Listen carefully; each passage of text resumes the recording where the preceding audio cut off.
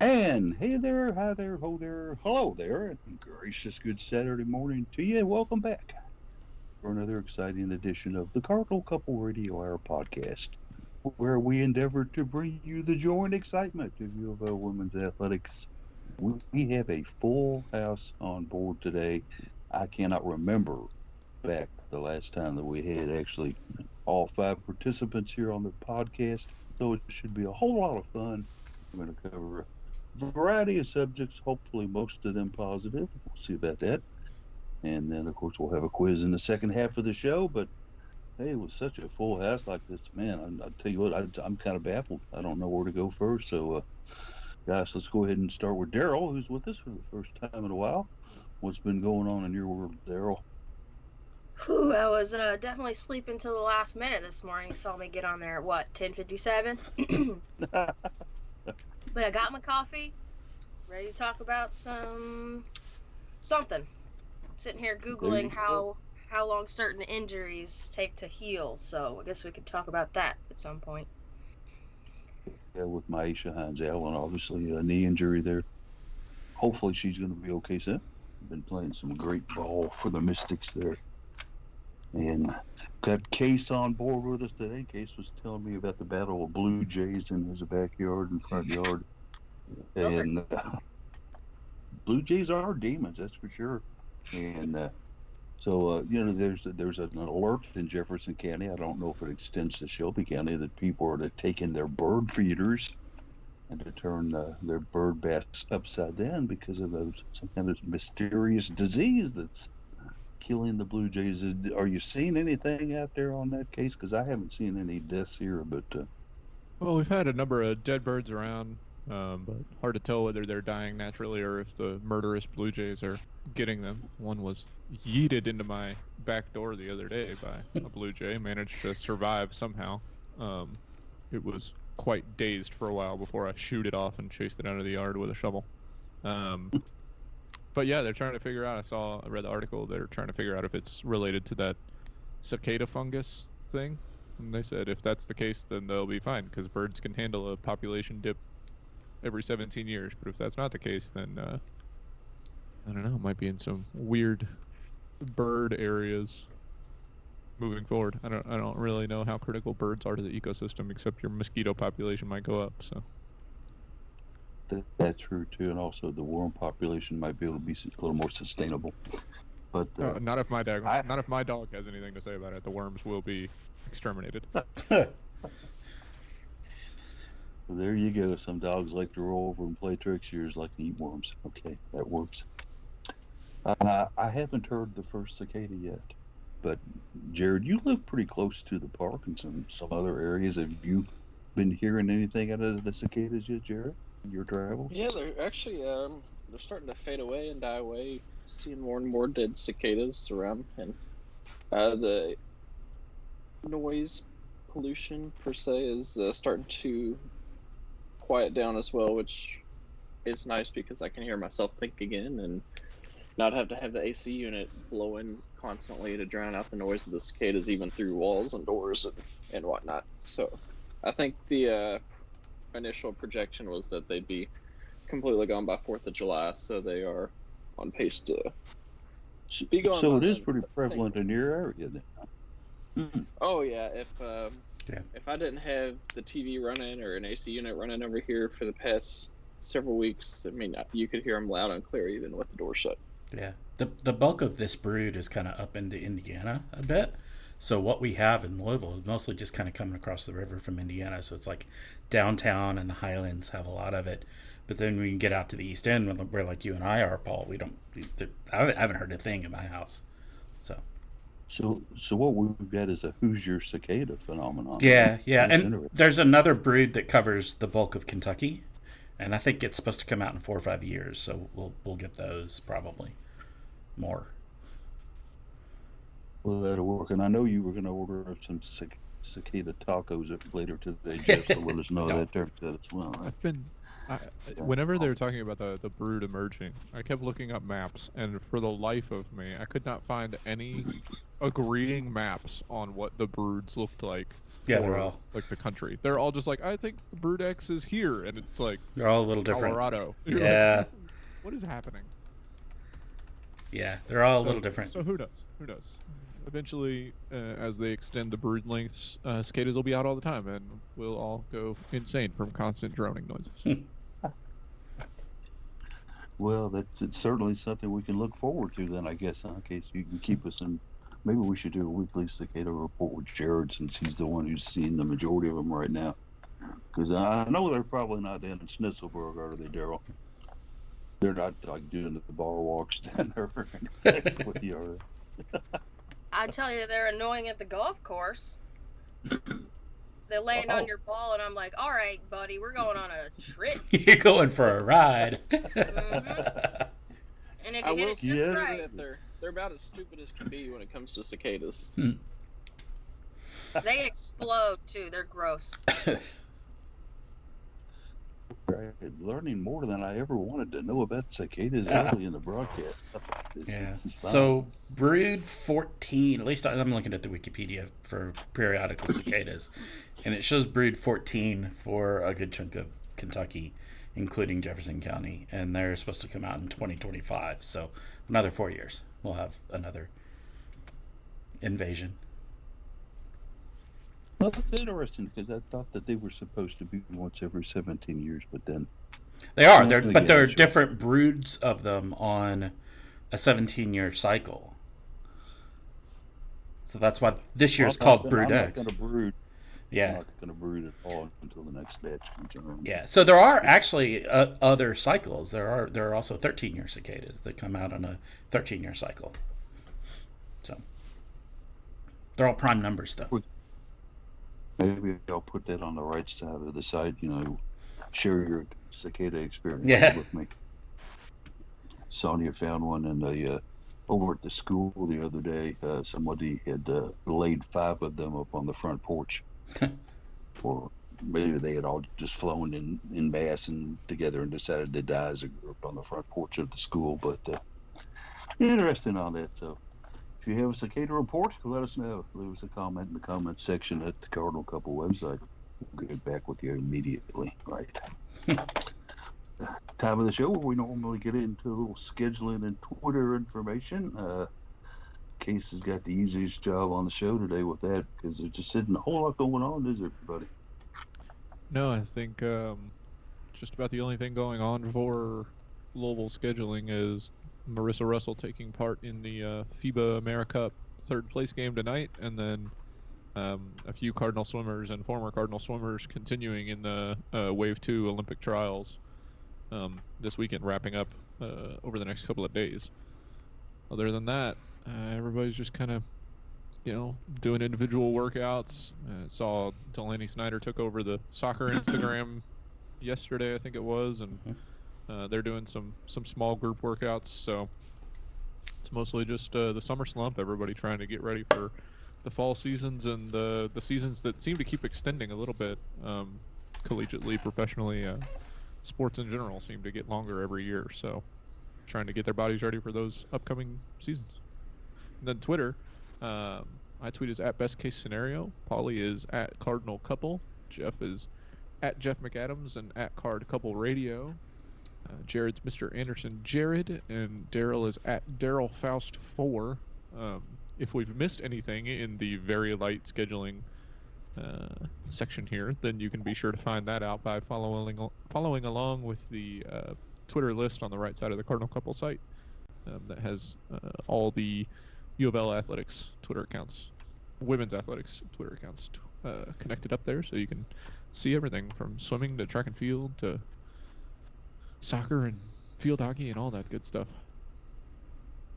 Yeah, and I haven't been very active at all on Twitter lately either. With no sporting events of much to talk about. Every once in a while I'll hop in there and maybe do a little WNBA. Been following with interest a little bit of the war between Jasmine Jones and Skylar Diggins Smith on Twitter and such, but I don't know if Jazz is going to win that one or not. 'Cause that's a pretty good ball player there, but Jazz did win the game, so she's got that going for her. Well, she won one of the games. The next game when she Yeah, scored well, 14 points and such, and yeah, the Liberty took an L. So, yeah. Hey, she still held her own though in that whole She did. argument, and the whole league got into it, which was pretty funny. Mm-hmm. Oh yeah, I'm there not were a lot of other players. Yeah. Or the Oh, straight up forget. the team Twitter accounts were like responding. I'm not sure her. I mean, I understand wanting to stick up for your player, but Skylar Diggins is not the player to start on. No. In other WNBA news, Paul, you asked about Maisha Hines-Allen right before we came on air today. Looks like she's still awaiting the MRI results from her knee, but it is a patella tendon injury, and she is out today and expected to be out for a couple of games. And obviously, with an injury like that, depending on how bad it is, it could extend to an even longer injury. And potentially surgery if it's bad enough. So, not the greatest news for MHA, but not the worst news at the moment. So definitely something to keep an eye on there. Yeah, I was Googling it, and somebody at the Washington Post reported her injury. It's her left knee, and they call it a jumper's knee. So just repeated jumping is what tears it, and the only thing you can do to heal it is to stay off of it. So no surgery right now, but it could be in the future if she doesn't stay off of it. We certainly don't want her to be laid up for too long by going out and repeatedly jumping on it. So take some time off if you need to, MHA, because you do have the black hole of Washington up there. That their offense will not suffer any as long as you've got that black hole of Washington up there to shoot the ball. That Maisha's been having a heck of a season, though, so you hate to kind of see that. She's been playing good ball, and we'll see what happens with her and Elena De La Don. But let's talk hoops to start it out today a little bit more, but let's get into a different kind of hoops, a different type of hoops. The FIBA Americas are going on. And as you had mentioned, Case, we've got Marissa Russell in there. We're playing for the Canadians. I had originally stated that Alana Smith was playing for Puerto Rico. And I'm not sure if I put that in a website or any comments or anything like that, but I have since been informed that she is not on the Puerto Rican roster this year. So in any event, Marissa's up there. She'll be playing for third place stuff, guys. Kind of take us through that case and what's going on with that. The USA looking pretty strong, aren't they? Yeah, USA had a little bit of a closer game last night against Brazil than I think they would have wanted. They only ended up winning that game by 11. But a win is a win. So that sent Brazil to the third place game. Canada would have been looking to play in the championship game against USA, but Puerto Rico, the host team, said not so fast. They won that game 65-61 for the right to try and beat USA.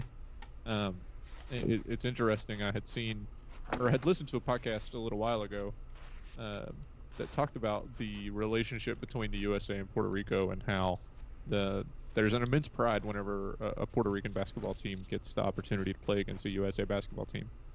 So they'll definitely be very amped up to play this game, especially since it's being hosted in Puerto Rico. So that'll be tonight at 9:10. Marissa Russell and Canada will be taking on Brazil at 6:10. Both of those games are available on ESPN Plus. So if you've got that, I don't pay for that, but if you have that, you can watch those games. Marissa Russell didn't play in the game against Puerto Rico last night. It was the second of the 6 games that Canada has played that she was a coach's decision to not participate. She's not been a huge factor for Canada in the games that she has played. The most minutes she played were 22 against El Salvador, and they just kind of beat the tar out of them in that game.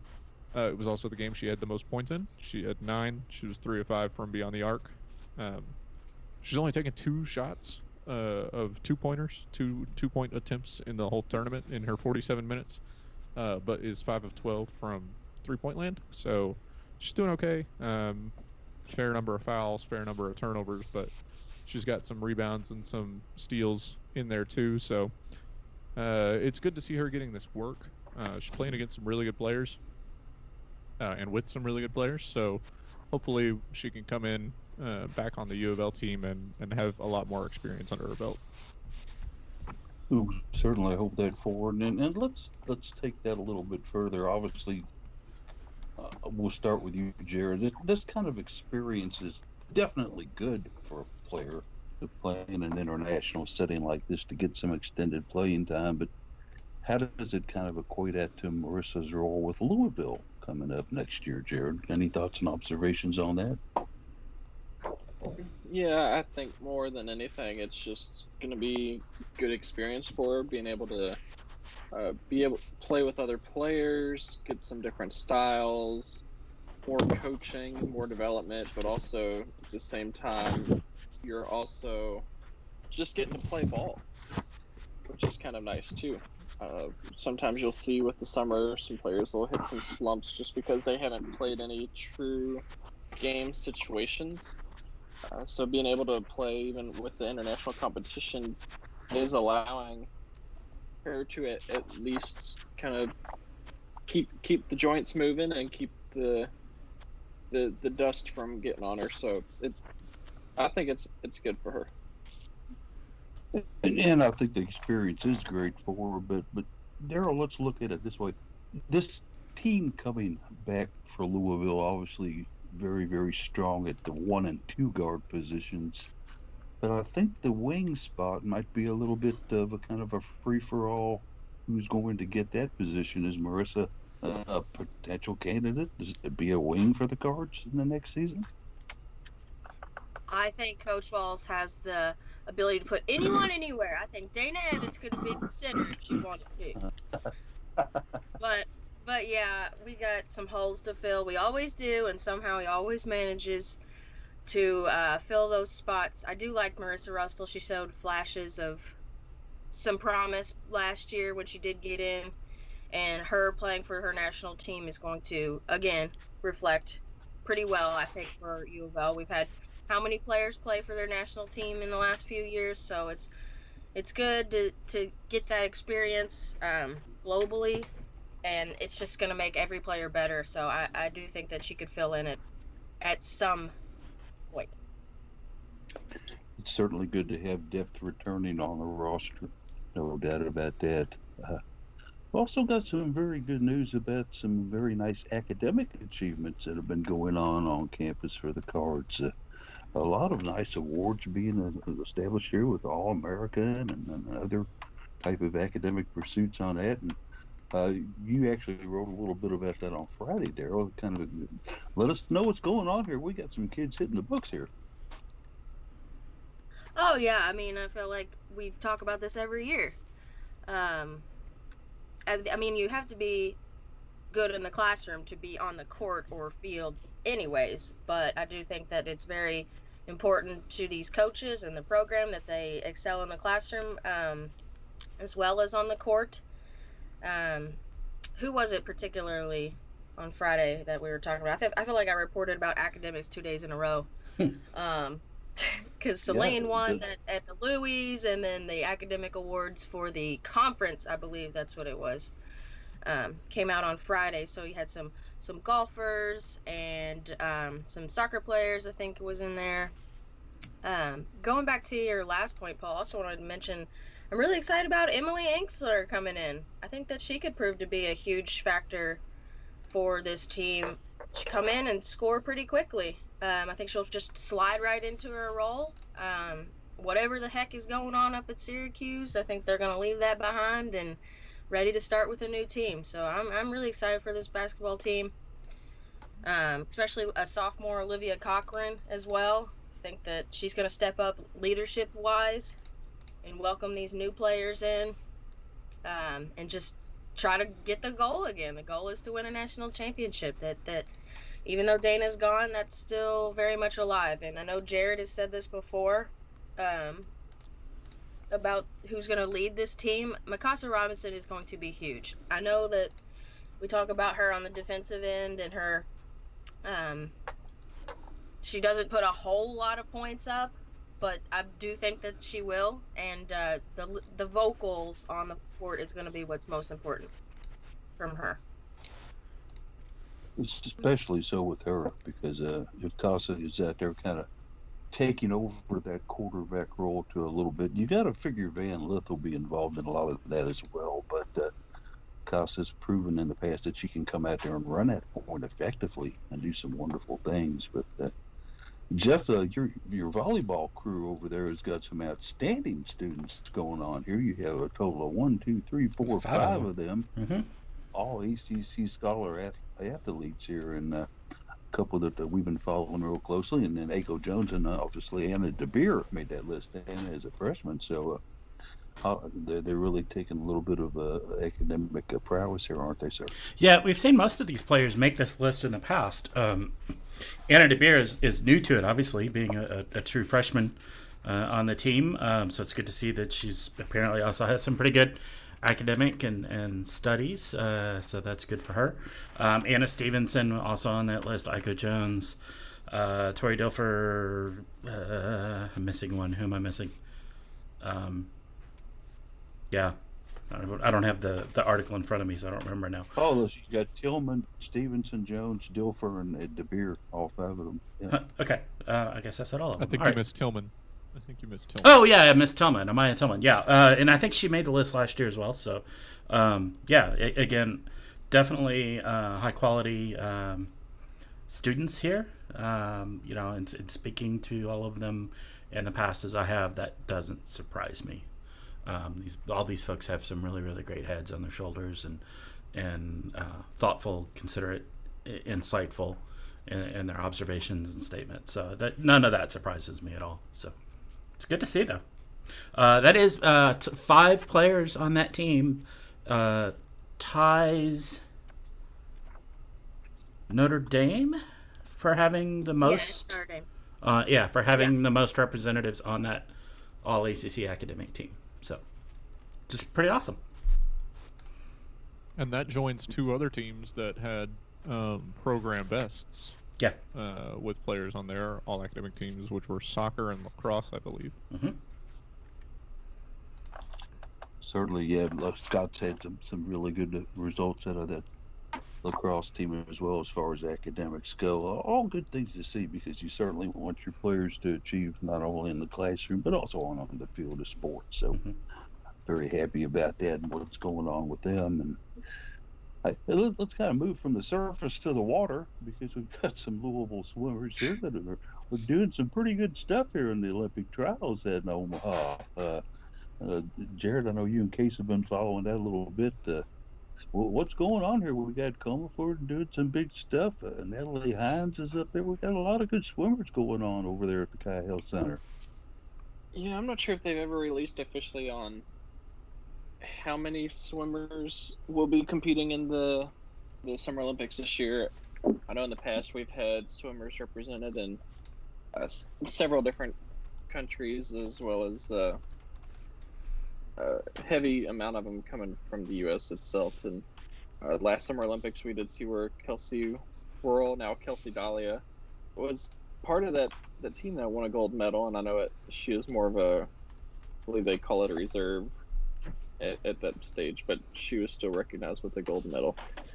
So that's something you obviously want to see again. Mallory Comerford, just with how excellent of a swimmer she is, would be in line to get a gold medal, either solo or one of the relay teams. I'm just excited to see how they do.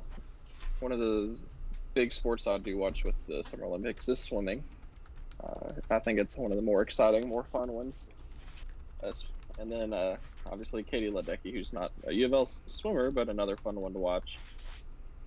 And I think we were kind of talking about it on Facebook. There's a couple of people, myself, about how we wouldn't mind seeing gymnastics come to UofL. Yeah. Try not to get too far off topic, but another Olympic sport. It's summer, Jared. Yeah, absolutely. And gymnastics. Paul, you may correct me if I'm wrong, but we had a gymnastics team way back in the day for just a few years at UofL, did we not? It did, but it just didn't have the results, the funding, the things that they really wanted in the program, and so it kind of fell by the wayside. But in the ACC, Clemson has just added it along with lacrosse, which I found very interesting.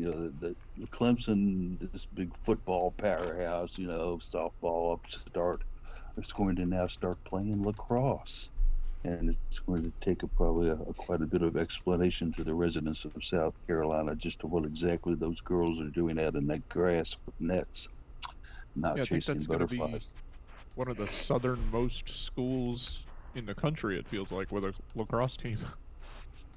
Huh. Yeah, for sure, because it's not a deep South sport. I mean, in the SEC, what do you got? Vanderbilt, and other than that, Florida maybe, and they're not even Yeah, they got in Florida. the SEC conference.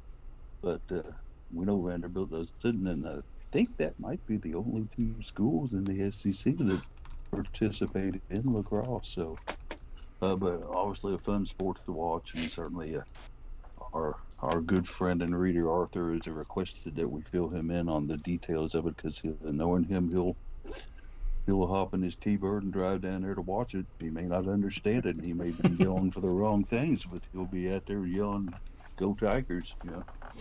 We'll see what happens with it. Lacrosse going to be lacrosse is a sport that I've always enjoyed watching. Arizona State has one. I'm curious because I just pulled that up out of nowhere, and so now I'm trying to figure out if that's grounded in any fact at all. So carry on. I'm just going to keep seeing if there are more Southern schools with them, with lacrosse teams. Obviously, when you think of lacrosse, so let's all be quite honest here. North Carolina, boom, year after year, squad after squad, just a ton of All-Americans and a ton of people who compete for the national title each year. And hopefully the Cards will get to a point where they could start doing that again. At one time, we were a fairly strong lacrosse team in the Big East, but then, as we all know, the rails kind of fell off the program there. But Scott Teeter bringing them back in the ACC, making them respectable again, keeping them in games, and just a couple players away, and you got this thing right back where it needs to be for the Cardinals. But gymnastics, that would be fun. Now, Jared, where would you hold the gymnastic events though if they did come to the Louisville campus? Is this a KFCM Center deal, or do you go to the L&N Federal Credit Union? Where do you hold this? I'm not sure L&N Federal Credit Union Arena would be large enough for all the specific events when it comes to gymnastics. So I'd have to assume they'd be heading down to the KFCM Center for this. I'm not sure that's big enough. I think when they take out some of the removable seats, it's a possibility. Now that they're able to play arena football in there, I'd have to assume it may take longer to get all your events done. You may not have multiple events going on at the same time, but it could be possible, I think. They're not having arena football there anymore. Yeah. Yeah, there's been kind of a hiatus on that a little bit, but all right, so let's talk gymnastics. Daryl, did you ever participate in any of that? Did you do any gymnastics at all? Oh yeah, there's a little gym around the corner from me, and got to do that. Got pretty good at it. Thought about doing the cheerleading thing, but I had an injury in middle school that kind of totally ruined that. Actually broke my femur, and I thought I was healing, and I went back out and did some gymnastics on it. Come to find out, the bone was never actually healing. It was just like some tissue, and I was out there doing flips on a broken leg. Yeah, so that killed my gymnastics dream. But I always loved watching it. It's like my favorite Summer Olympics event. I feel like UofL would totally have a good gymnastics program with a lot of support. I can just picture the swim team out there in their what are those little Speedos? Speedos. Leos and Speedos. cheering them on, and I just picture a huge sparkly bird on one of the leotards. It'd just be so awesome. But till that happens, it's just a dream. Was there a particular event that you were more proficient in than the others, on the rings, or doing the dance exercise, or what was your specialty? Yeah, I love the tumbling. I love doing back handsprings. Never got to the point where I was able to do a standing back tuck on the floor. I could do that on the trampoline. I probably still could, but I always liked the routines on the floor. And Simone Biles is so much fun watching her be able to get up there and do 4 flips before she touches the ground again. Blows my mind. Yeah, that's just incredible stuff.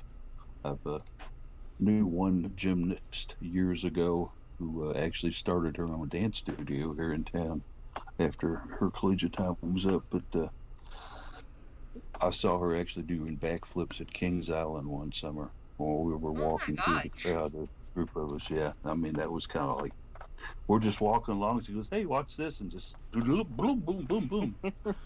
Just casually. Everybody's standing around staring at her, and she goes, "Hey, let's go get on the beast." I think gymnasts are like the most well-rounded athletes. I think that overall they have the best body strength.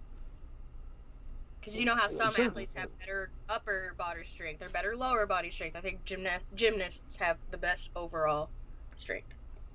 I'm not going to argue with that. I'm not going to either, because I was going to say bowlers, but bowling, probably no, that's not. Yeah, bowling teams in the weight room. We gotta wait. Somebody clear out all the beer cans when they're done too. Okay, they're in there. They're doing the 12-ounce curls. All right, so good stuff going on with there. Anything else to know? We did have the Louis earlier this week. That's where UofL hands out various awards to the student athletes for various things that they've accomplished or been nominated and recognized for throughout the year. And then when it comes to the Louis, I've never attended. I don't know, Jared, maybe you've been down there to take pictures or so, but kind of what's going on here? What are these Louis about? I've never actually gotten to attend in person. Usually they have this downtown somewhere.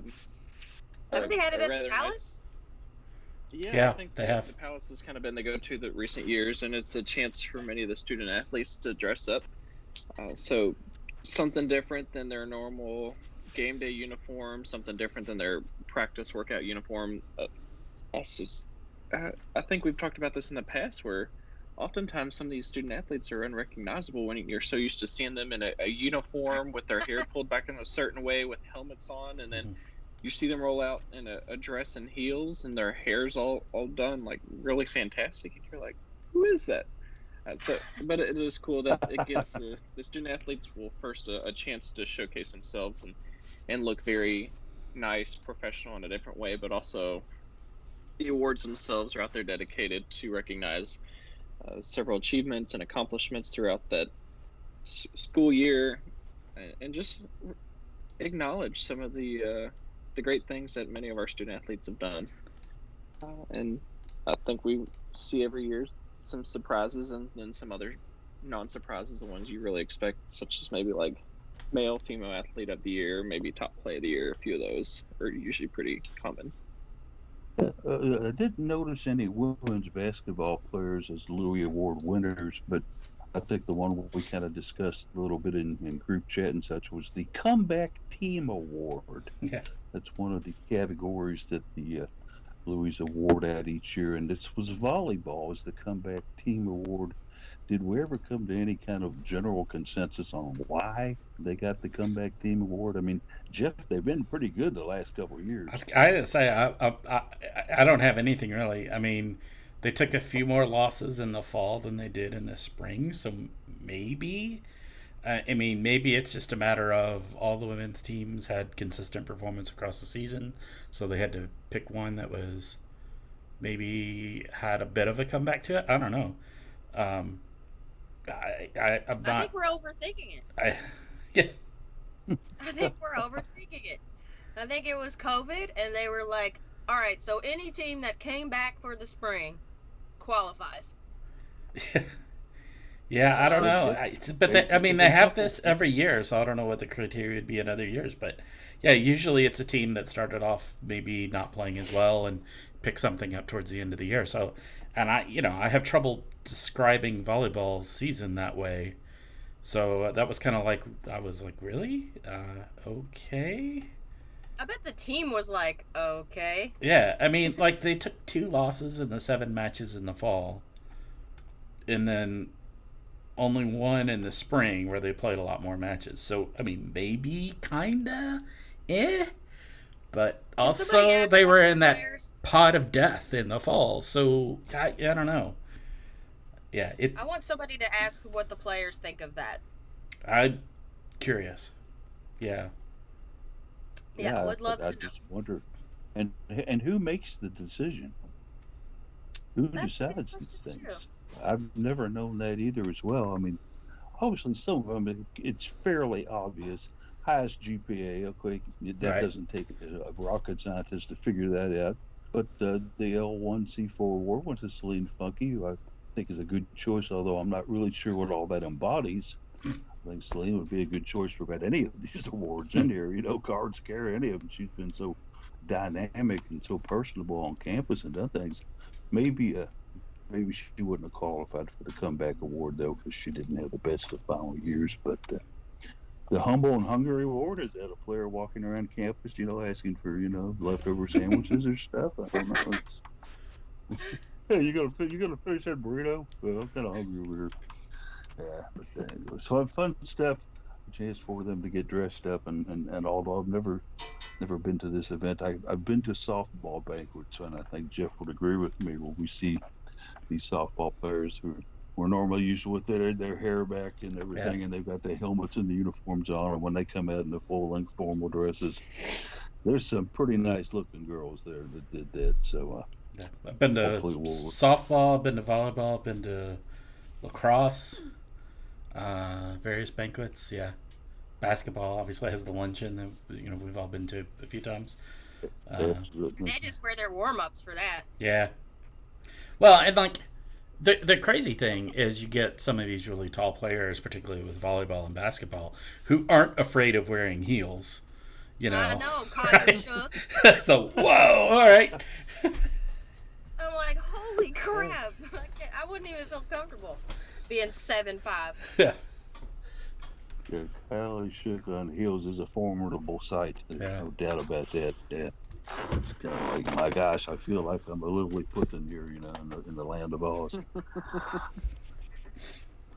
But it's all good stuff going on. We have purposely, and I guess for good reason, not talked anything about the former U of L women's basketball player who ran into a bit of difficulties up in Oregon, and I think we're going to just stay with the fact that we hope that she gets the help that she needs. And if Yeah. anybody wants to say anything about that, that's fine. But that's where I'm going to leave it. So I mean, the truth of the matter is, we don't know anything more than most of our readers and listeners are. We don't have any particular insights up there, so yeah.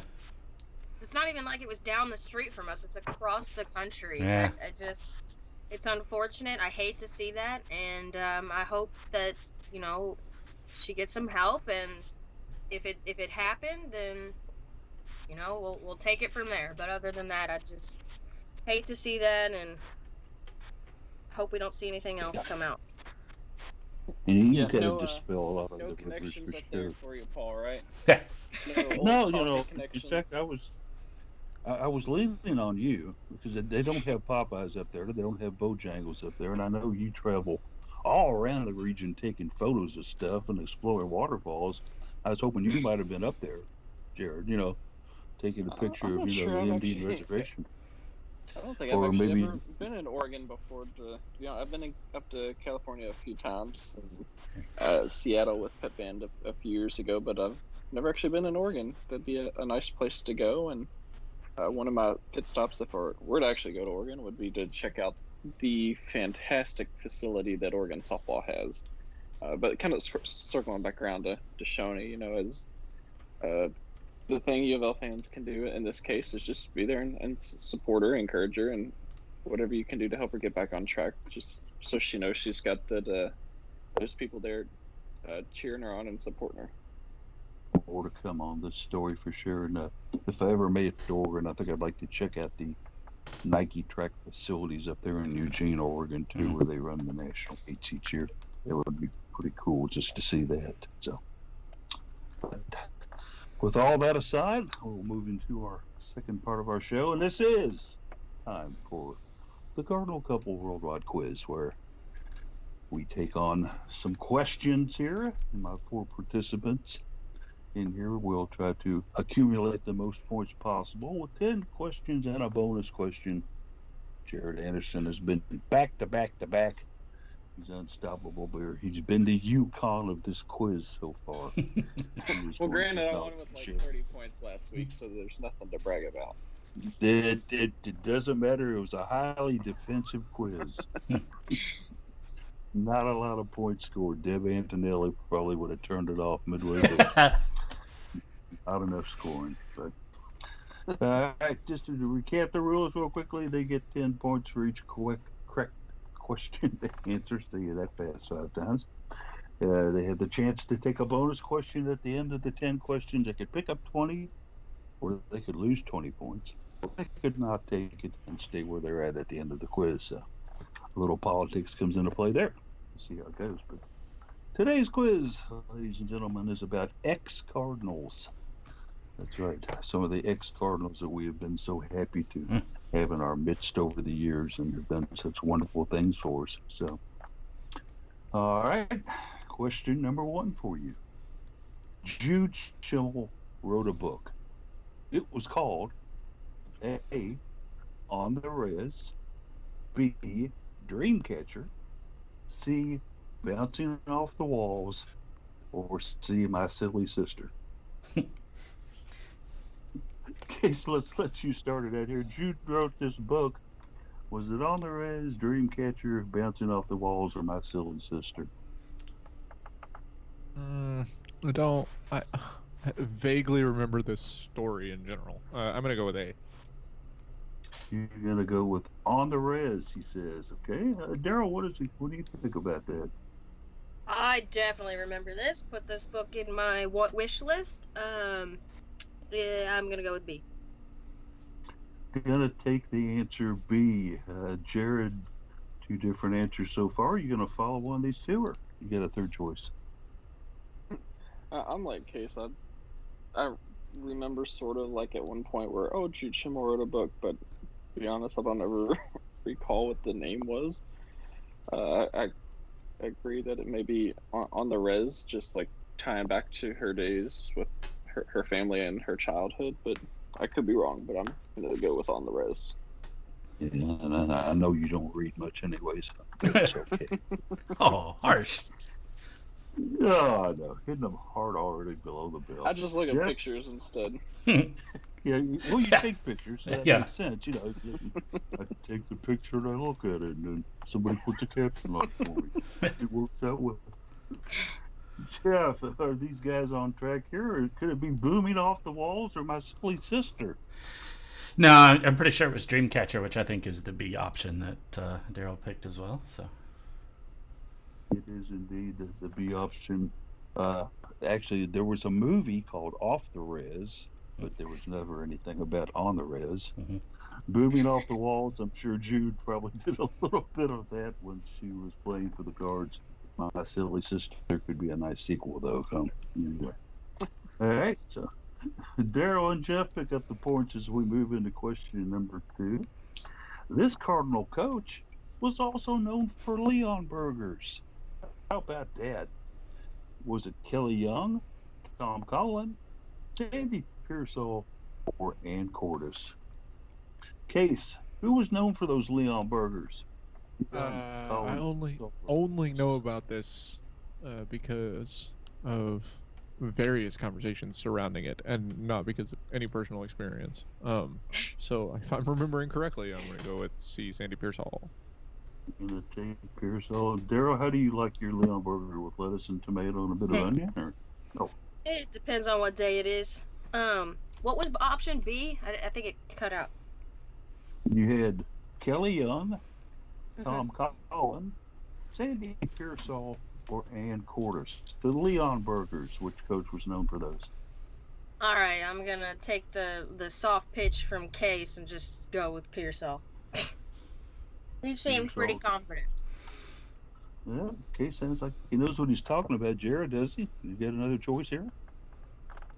Oh no, I agree because I remember the days of looking out there in center field and seeing those big fluffy dogs out there that one of them could easily tackle me to the ground. So I'm in agreement. If Jeff didn't know by now, he does after that. Yep. And Jeff was a big fan of the Leon Burgers. I'm pretty sure you're going to go with D here, with Yeah. C here, sir. Yeah, absolutely. The big dogs that Sandy it's- Pearsall had, mostly named for mountain ranges or some association with mountains, Sierra, Avalanche, stuff like that. So yeah, beautiful, love sponge dogs. I like to call them. And had nothing to do with food. So Yeah. There you go. But they probably could have patrolled that outfield pretty good for Pearsall back in her coaching days. But they could run a ball down pretty quick. Although getting back into the infield could have been a problem. All right. Everybody got that one right. We'll move on to question number 3. I was at Vanderbilt before I was a Cardinal. Sure was. Who am I? Am I Monique Reed, Candace Bingham, Elizabeth Balagoon, or Tia Gibbs? I was at Vandy before I was a Card. Okay, this will be your last time to go first. Which one of these 4 cards was at Vandy? T. Gibbs. What was option B? We had Monique Reed, Daryl. We had Candace Bingham. We had Elizabeth Balagoon, or we had Tia Gibbs. Which one was at Vanderbilt? I'm gonna go with B just because Case went with D, and I don't think it's A or C. Okay, her sense of logic and rationale is baffling, but we'll put that there for her. I don't want to take all of Jared. Case's answers. Yeah, that's not always the best way to go. But Jared, you got 4 players here: Reed, Bingham, Balagoon, or Gibbs. Which one was it, Vandy? Yeah, I narrowed it down to just a couple, and I'm pretty sure it's Tia Gibbs. Gonna go with the Gibby answer B. Jeff, your thoughts on it? Yeah, Daryl, you probably should have followed Case on this one because Tia Gibbs was a Butler grad, I believe, also. Yeah, miss basketball at a Butler. Yeah. Pretty bad if I missed that answer. So yeah, she went to Vanderbilt before she came back and played another 15 years for the Cards. It felt like. That's specifically why I didn't give my reason Yeah. for answering. Yeah. Because Monique That is- Reed stayed local. Yeah, she was with high UofL the whole school, time. College, and Yeah, I don't know about agreed. Candace Bingham. Candace Bingham went to Xavier first. Ah, there we go. That Yep. was the other one I narrowed That it is down to. correct. Yep. That is correct indeed. And of course, Elizabeth Balagoon was in here from Georgia Tech before she decided she was going to try things over in North Carolina. So, correct answer, Tia Gibbs. And there we have it. Jeff remains perfect after 3 questions. Case with 2 correct answers. Jared with 2 correct answers. And so is Daryl. So, question number 4. And this time, Jeff, you will go first. All right. Question number 4. I played at Rockcastle County before I came to Louisville. I sure did. Who am I? From Rockcastle County to Louisville. Am I Sarah Hammond, Sagan Robbins, Laura Terry, or Jordan McNary? Which one of these 4 was at Rockcastle County before becoming a Cardinal? I think it was Sarah Hammond. Gonna go with the goggled Sarah Hammond, who's obviously a very good basketball player. Case, does that make sense to you, or you got a different answer here? What were the options again? We've got Sarah Hammond, Sagan Robbins, Laura Terry, or Jordan McNary. That's what I thought you said, and I had stricken out 2 of them, but wanted to be sure that I had heard the 2 that I want to guess at correctly. I have no hope here, other than the 2 that I'm pretty sure I can strike out. So I'm also gonna go with hitching my wagon to the current current undefeated person, and go with Sarah Hammond. Sarah Hammond racking up the check marks here. Daryl, do they know what they're talking about, or could it be one of these other 3? Robbins, Terry, McNary, or Hammond? I'll go with Hammond. Daryl's going to make it 3 for 3 on Sarah Hammond. Jared, is it Sarah Hammond or is it someone else? Yeah, I'm in agreement as well. The Gov was based out of Madisonville, and Sagan came from Mercer County, and honestly, I have no idea where Laura Terry came from, so that's how I narrowed it down to Sarah Hammond. Yeah, New Jersey for Terry. That's right, she was a Jersey girl. But that's right, Sarah Hammond was the all-time, and is still the all-time leading scorer out of Rockcastle County. Had narrowed her college choices down to us and UConn. Both Chris Daly and Jeff Walls showed up for the announcement, and Chris Daly went home sad because she did choose Louisville. Sarah Hammond. Now at Union University, by the way, as an assistant coach, and from what I've read, engaged to be married. So all good things happening for Sarah Hammond. Jeff remains perfect as we go into question number 5. And the question is, I am now an assistant coach at Tennessee. Who am I? Am I Michelle Clark Hurd? Am I Samantha Williams? Am I Becky Burke? Or am I Beth Ann Ord, who is now an assistant coach at Tennessee, Jeff? That would be Samantha Williams. Going with Sammy Squared. Okay, all right. Think about that case. Could it be her? Well, that's who I was leaning, because I was pretty sure we were shocked when she left EKU to take a assistant coaching position. So yeah, I'm pretty sure it's Samantha Williams. He's going with Samantha. Could it be that she's left Richmond to go to Knoxville, or could it be one of these others like Michelle Clark Hurd or Becky Burke or even Beth Ann Ord? Samantha Williams definitely left EKU to go to Tennessee. I follow her on the interwebs. Yep. Everybody's very confident in this one. Jared, do you dare go against the majority?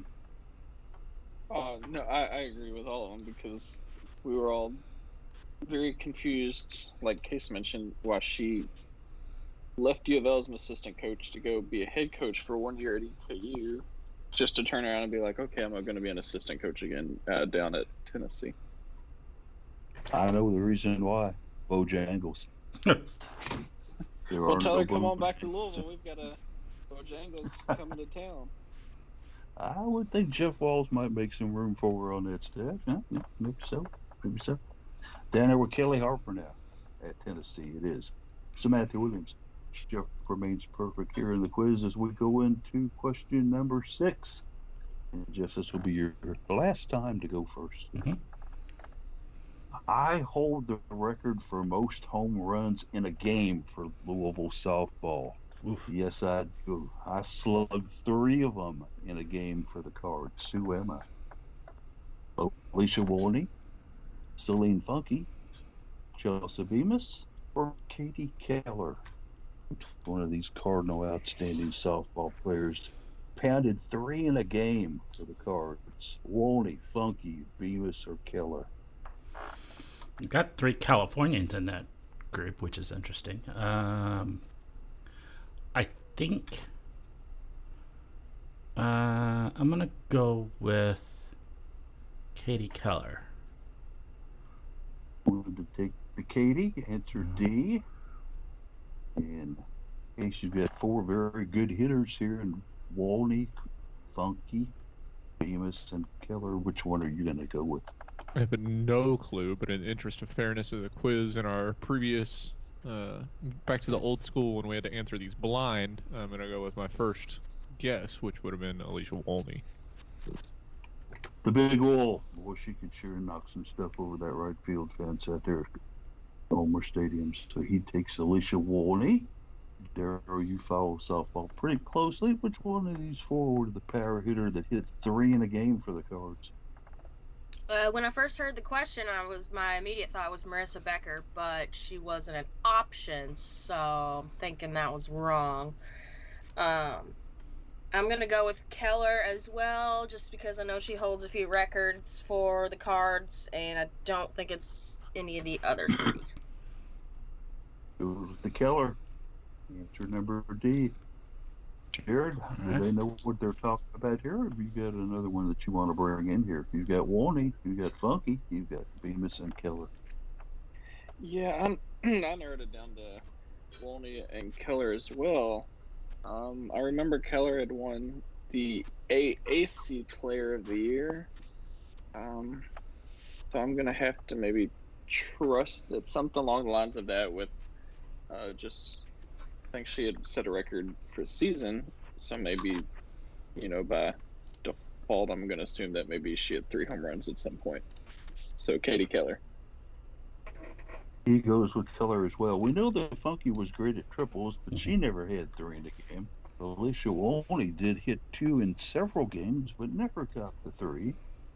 Katie Keller, a fantastic hitter for the Cards, but never had more than 2 in a game. Your answer was Chelsea Bemis. Shut up! No way. Pounded 3 out over the fence against St. John. Yes, she did indeed. So Chelsea Bemis, the correct answer here, is all 4 contestants. I knew she was a big hitter, but also knew Wolney and Keller was. So when the wall cranked one toward right field, you knew that it was not going to go a long, long way. Sure, but Chelsea Bemis, we were looking for C.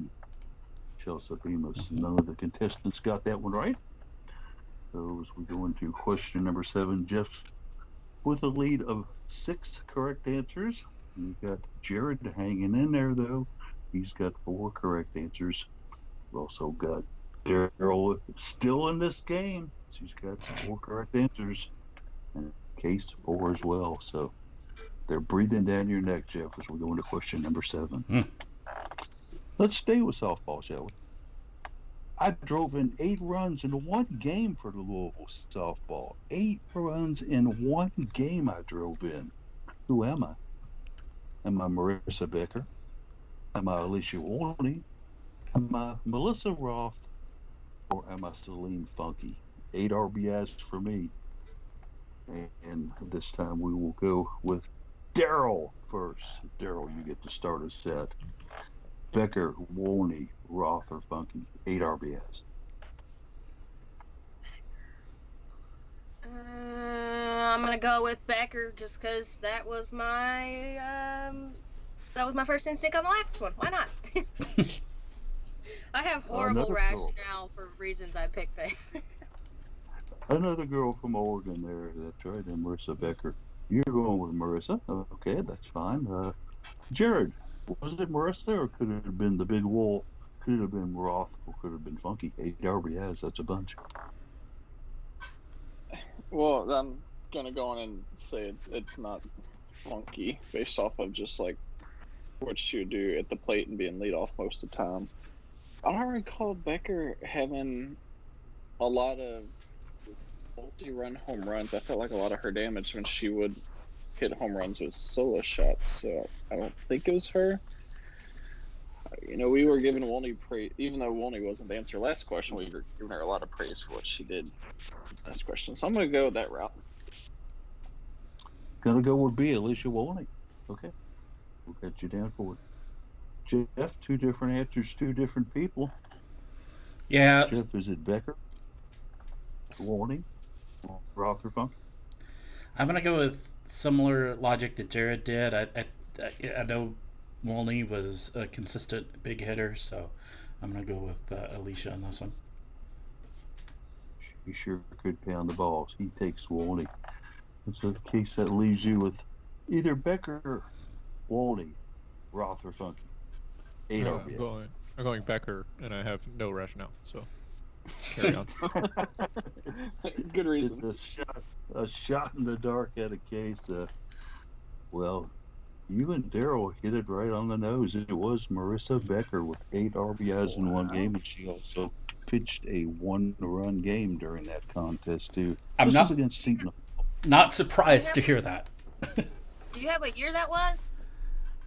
Oh, I did earlier, Daryl, and I did not write it down. But, Was it recent? Do you remember? Becker hasn't played for the last 4 years. Is am I right on that? 3 or 4 years. Yeah, I think so. Yeah, it's been a But, while. I'm just yeah. curious if I saw that game. I'm thinking I did. It is very possible. And Was I'll it a do some home game research. or an away game? If I'm not mistaken, this was at home, but I would have to go back and research a little bit further. And then Can't even tell you the year. You're asking for too many specifics. Now we're testing you, Paul. Well, give me 4 options, and I'll see if I can get it right. Okay, A, B, C, or D. All right, we have a tight contest here, folks. Going into question number 8 is looking right here. Look at Case rolling along here. He and Daryl are really zooming in on this thing, and Jeff fighting to keep in pace with them as Jared is as well. Question number 8. This Cardinal volleyball great is from Puerto Rico. She was from Puerto Rico and played Cardinal volleyball. Was it A, Jasmine Bennett? Was it B, Wilma Riviera? Was it C, Iko Jones? Or was it D, Maya McClendon? Which one of these? Daryl? Which one of these did what? It's from Puerto Rico. Bennett, Riviera, Jones, or McClendon. I'll go with Jones. And Jeff's probably cringing. Jared gets a shot at it first. Jared, you got 4 options here. Was it Jasmine Bennett, Riviera, Iko Jones, or McClendon from Puerto Rico? Yeah, I was waiting to hear the one name out there, and as soon as you said it, I was ready. It is Wilma Rivera. She was a setter. Go with B, Wilma Rivera. Very good setter for the Cards. Guess we'll go to you next, Jeff. You know volleyball better than most here. Who was from Puerto Rico? Was it Bennett, Riviera, Jones, or McClendon? It was Wilma Rivera. Yep. All right. 2 very confident answers here for you, Case, to choose from. And but there are other options. Which way are you going to go with this?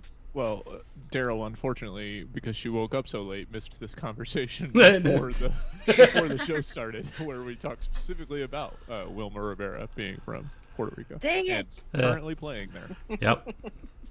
I always miss the inside scoop. When I heard you guys bring that up pre-show, I was like, "Well, great." Sorry. I figured you were cringing. I was indeed. I was turning 4 shades of purple. All right, we're through 8 questions. All of a sudden, here, Case is hanging in there. He's got 5 correct. We're looking at Daryl. Guess what? She's got 5 correct as well. I should have 6. Checking. Jared's got 5 correct. I'm looking at Jeff. Jeff has got 5 correct, or 6 correct. Excuse me. Jeff has got 6 correct. I think Jeff has 7 and I have 6 now, because we both just got 1 more. Case is throwing a rules dispute out here early in the quiz, so let's do a recount on it. I've got Jeff with a total of 6 correct answers. Jeff missed 6. on. Yeah. Jeff just had 6 missed before on that question. I thought Jeff had a missed on 2-point lead over me. He missed on home runs, and he also missed on 8 runs. Questions number RBIs. 6 and 7. Yeah, RBIs. So he has 60, and it is subject to audit. And just reviewing you, Case, for you have 60 as well, Case. Okay. So there it is, 60 and 60. I'll take it.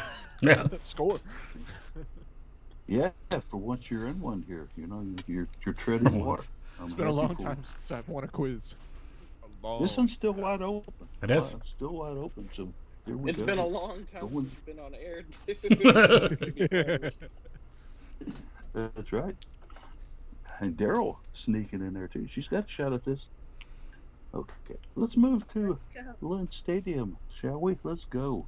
I have scored more goals than any other U of L women's soccer player in history. More goals for me than anybody in women's soccer at U of L.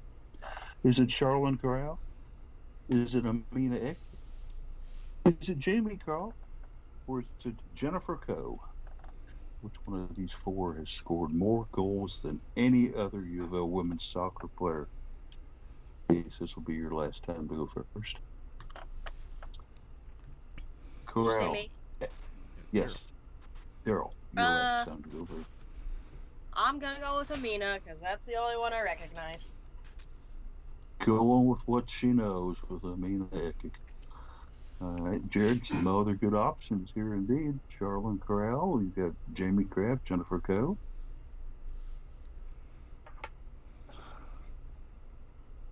Pretty sure Did it's we not lose her? Amina. No, I'm here. I'm just thinking. I'm pretty sure it's not Amina. I didn't think Charlene Corral was much of a scorer. I thought she was a midfielder that kind of racked up assists a lot more because she was there when I was there. Problem is, the other two, I mean, how far backtracking are we going here? Yeah, What that's are these, Paul? Because Because only one of these players played at Lynn Stadium. That's true. Oh, This was is the all. question This at is all correct. about Stadium? Expo. But that's Oh, not part my of your God. question. Lynn He was Stadium, just saying Amina. that's not part of the question. Oh. The If subjects it's in the just kingdom Lynn Stadium, are. then it's No, but Amina that's not. Ekic. No, it wasn't part of the question. No, that was not part of the question. He just I said, said, "Let's let's go to move Lynn over. Stadium." But Oh, we could if be it's asking the not question Lynn from Stadium, anywhere. Jared, you're overthinking I don't it. think. I don't think it's Amina. I feel like we're going to talk about women's soccer in general. Here's the Well, question. let's I go just don't another know that. 20 minutes on the other three then, shall we, Jared? Or maybe you could just give us an answer. Just How pick one. about that? Yeah. Give me the other two names that I didn't recognize. You've got Jamie Kraft and you've got Jennifer Coe. Coin flip. I'm just going to say Jennifer Coe. I don't know either of them, but He's going to go with Coe. Jeff, after all that, you're probably already hung up and gone to get a sandwich, but let's go ahead and see what you think of this. Is it Charlene Corral, Amina, Jamie Kraft, or Jennifer Coe? Like some of the other people, I don't know two of those, but I am gonna go with Charlene Corral. She was a forward actually, so she was a pretty prolific scorer. So I'm gonna go that way. She had that great breakaway speed over there at University Park, that's for sure. He takes Charlene Corral. Case, you've got some different answers rolling about here. Is it Corral, Eke? Is it Kraft, or is it Coe? I'm pretty sure it's Corral, who has also been the most successful post-Cardinal soccer player, I think, of all time. And she's still playing professionally. Still a lot going on It's for still her, on the but it Mexican wasn't. national team. Mm-hmm. I mean, Eke doing some wonderful things with FC, but it wasn't her either. Jamie Kraft had 42 goals for the Cards during her playing career, but she was surpassed by Jennifer Coe. Wow. Jennifer Coe with an even 50 goals. As Jared pulls one out here out of his 5-minute oratory and filibuster on the question, ends up with the lone correct answer. my banter logic worked. I didn't think Amina had played enough and scored enough to get That's up there. logic. Yeah. Yeah. Good logic. What I think I forgot was that Charlene Corral only played at UofL for 1 year. Well, she won her 2 years. I thought they had her for 2 years. Just Maybe one, I'm I think. wrong on that. Yeah. I remember I interviewed her at University Park, but Yeah. I thought it was her final year. Yeah. Maybe it was her only year. We could perhaps call up Karen Ferguson days and ask her. She would know. Jennifer All right. Coe graduated in 1988. That was a rude Oh. question. Oh, Hey, it's got to give her credit for holding on to that record for so long, you know. Is your Now we gotta soccer- circle back to why are we going so deep? She was inducted into the Athletics He's Hall of still not Fame. alive yet. She was These are inducted into the Hall of Fame in ex-Cardinals. 2006. These are ex-Cardinals. Ex-Cardinals. Yeah. I'm telling you. Nobody promised you 100 points plus on this quiz.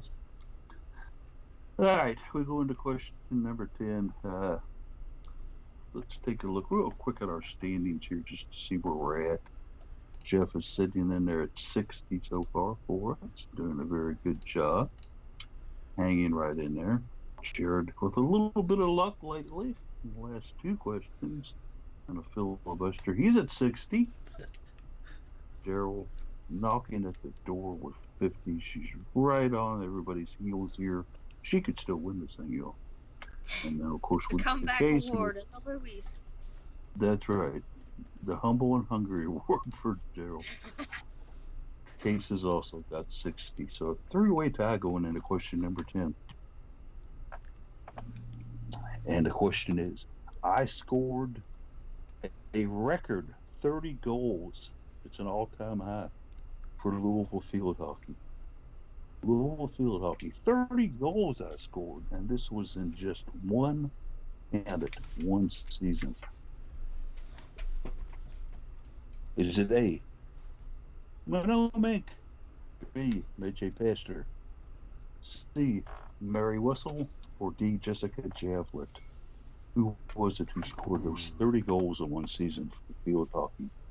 Let's go to Jared first. Jared, Mink, Pastor, Wessel, or Javlet? I don't think Pastor ever hit 30 in a season, and I don't think Minnie Mink ever hit 30 in a season. I'm gonna go Jessica Javely, even though she's now not even playing. Is she playing rugby now? But yeah, I'm gonna stick with her. Yeah, sure is. He's gonna stick with D, Jessica Javlet. Jeff got four excellent players here. Is it the Mink? Is it Pastor? Is it Wessel? Or is it Jessica Javlet? My first instinct is to go to Minimink, but man, Jessica Javelot is certainly a good option there. He's gonna go with the Mink. Well, Daryl, two different answers from two different people. Mink, Pastor, Wessel, or Javlet? I guess I'll say Jessica as well, just following Jared's lead. Playing off Jared's lead. Okay. Well, that's your problem. Just never know. You never know. All right, Case, you've heard all kinds of different reasoning and logic and ideas here. Was it Minnie Mink, Majay Pastor, Mary Russell, or Jessica Javlet? I have almost no clue. I know it's not Meche because she played definitely more than one season. Mink, I'm pretty sure Jared estimated she was going to score like 10 goals a game. And that was after her first season, so that would have been her playing more than one season as well. I'm just going to go with Javlet because that's what some other people have said, and that's all I got. All right. Some of this rationale definitely escapes me, but it is Jessica Javlet in the year 2009. She did score 30 goals for the Louisville field hockey, which is still an all-time record. How about her? So we're going to the bonus round. We got two people still tied for first. One of them Case, one of them Jared with 70 points each. But Jeff and Daryl knocking at the door with 60 each. The bonus question waits. Since you're a co-tied for the league, Case, are you going to take the bonus or not? Yes, I'm going to take the bonus. Guaranteed to finish above 50 this week, which is great since last week we got 0. Daryl, do you want to try and pick up those 20 or lose those 20, or are you not going to take the bonus? I'll take 20. Why not? Okay. We got 2 for 2 as we go to Jared. Bonus questions, Jared, for you? Yeah, we'll go for it. 3 for 3, and we know what Jeff's going to say. Always. Any change in always. All right, all 4 are in for the bonus question. If you're ready, here we go. That bonus question is, my 2,779 points for my career are the top in Louisville women's basketball history. 2779 for me in my time at Louisville. Who am I? Am I Asia Dewar, Shoni Schimmel, Angel McCaughtry, or Dana Evans. Case, which one of these four had 2779? That's a very hard question. My What's the first stat thought, line again? 2779 career points. All-time point scorer, I believe you said, right, Paul? That is correct. Top in Louisville women's basketball history. I think you just got to go with the GOAT and hope for the best and say Angel McCaughtry. He's going to choose Angel McCaughtry, old number 35. All right. We'll put you down for that. Jared, you've got 70 points also. Which one of these four were the top? Yeah, I'm pretty sure Angel's ahead of the next player by 400 or 500 points, so I'm going with Angel. He's thinking it's Angel too. Okay, we're 2 for 2 on Mason McCaughtry. Daryl, could it be Shoni? Could it be Asia? Could it be Dana? Or is it Angel? I think it's Angel too. I think Angel was the just the above and beyond star on her squad, so she had to have the opportunities more so than the other ones. So I'm going Angel. Jeff, have you got an Angel on your shoulder as well? Maybe. Yeah, I think it is as well. So I'm gonna go that way. Angel's got Oh. a banner in the rafters, so All Jeff four of them should have are gone for probably- somebody else just to see if he could win. Yeah. Yeah, probably so. But anyway, everybody was in on Angel McCaughtry, and that is the correct answer indeed. It is Angel McCaughtry, 2779 points in her history and career. Asia, of course, was second, Shoni back at third, and Dana further back, not quite in that top 5, but certainly had a wonderful career. So we end up with a tie this week. It's both Case and both Jared pick up those 20 points to end with 90. Congratulations, gentlemen. You get to split the award this week. The award is coming out and cutting my grass for me next week. So congratulations there. I'll All right, pass it on have to fun. Daryl. we tried. There you go. It looks like nobody wants to claim the title. But, all right. We've been a little over time today, but that's fine since we're not paying any commercials or having to bump up against any other shows. It's a podcast, so let's real quickly just roll into some final thoughts. Jared, what's on your mind this week for final thoughts? I think just circling back to Shoni Schimmel, hoping that we can get the full truth and whatever guidance and support Shoni may need. Hopefully, that will be provided to her, and just gotta let things play out. And we have no control over that, and we don't have all the facts, so we need to be patient. We do indeed. That's for sure. Jeff, what's on your mind for final thoughts? Yeah, I'll repeat, and since it was referenced in the quiz, I'll repeat what I mentioned in the before show chatter. Like to shout out Aaron Fayers and Wilma Rivera, who are both playing professional level volleyball. Excuse me, I almost said softball. Both playing in professional level volleyball in Puerto Rico. Aaron is down there with Kat Bell out of Texas as well, who's a good friend. They're both Texans. Wilma Rivera, like we mentioned in the quiz, is originally from Puerto Rico, so I was playing local for her. So pretty cool. They were tweeting on they tweeted about how happy they were to actually be on the same team together. So they hadn't been, I don't think, previously. So just missed each other. So That would be a team to bet on if there has been an interest there, that's for sure. Absolutely. Case, your final thoughts. So I dug into it some to figure out whether there were teams that were south, and there are not very many. There are 8 teams in North Carolina, lacrosse teams, that is. Before the addition of Clemson, there were 5 South Carolina teams, 3 teams in Florida, 2 teams in the state of Georgia, and then you've got USC and San Diego out in California, and Arizona State, of all schools. But other than that, there are really not very many schools that that host lacrosse in the southern part of the United States. Certainly a fun sport to watch, though, and then I got a feeling it'll take on as more schools try to get more and more equal in their distribution of sports amongst men and women. Certainly a fun one to pick up, but like you all mentioned earlier, I'm kind of into volleyball and or indefinitely in the gymnastics. Let's bring that in here and see what happens. Final thoughts from you, Daryl?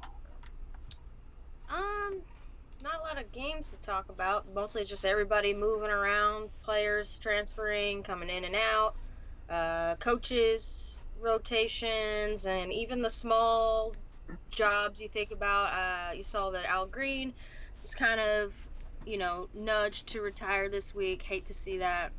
But there's a lot of transitioning going on as, COVID's made people, have to make decisions. And I've been applying for a few jobs with UofL, so if I could get some good thoughts on that, would appreciate it. And yeah, just kind of just getting through these summer months, seeing what's going on for the fall.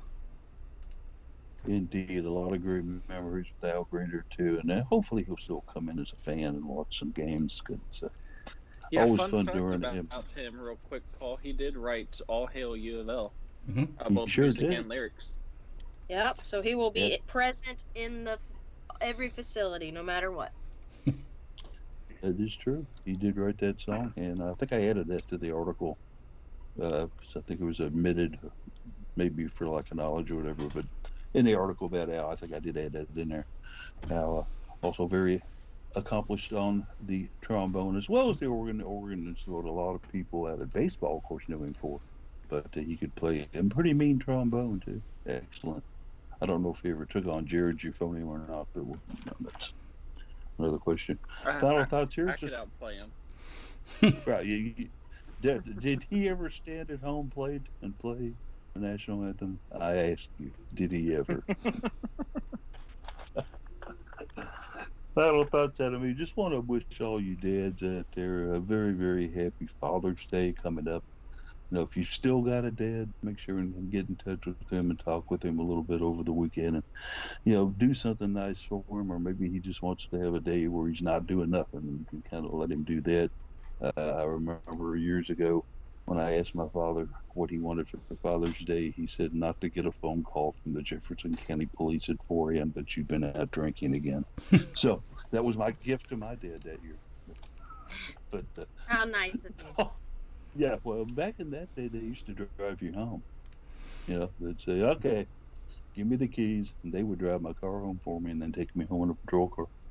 Yeah, back when we still had phones with cords on them. So anyway, hope everybody has a great Father's Day weekend. We'll certainly join you this time next week, unless you know something I don't. Everybody have a good one.